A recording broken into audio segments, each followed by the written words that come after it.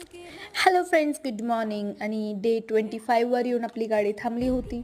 So चला आता गाडीमध्ये पेट्रोल भरूया आणि रिस्टार्ट करूया. आता कुठेही न थांबता आपण सुसाट जाऊया आपल्या मार्गाने आणि हळूहळू आपले सबस्क्रायबर्ससुद्धा वाढतील अशी आशा ठेवूया, अपेक्षा ठेवूया. बाहेर गेलेलो, बाहेरच जेवलो आणि 2-3 व्लॉग मिक्स केलेत. क्लिप्स माझ्याकडे ज्या होत्या, कारण की मला काही करून आज व्हिडिओ पोस्ट करायचाच होता. खूप जास्त नैराश्य आलेलं त्यामुळे काही करून मी ज्या क्लिप्स होतात त्यांची भेळ केलेली आहे इकडे आणि ती भेळ तुमच्यासमोर सादर केलेली आहे. तर कशी वाटली भेळ मला नक्की कॉमेंट करून सांगाच.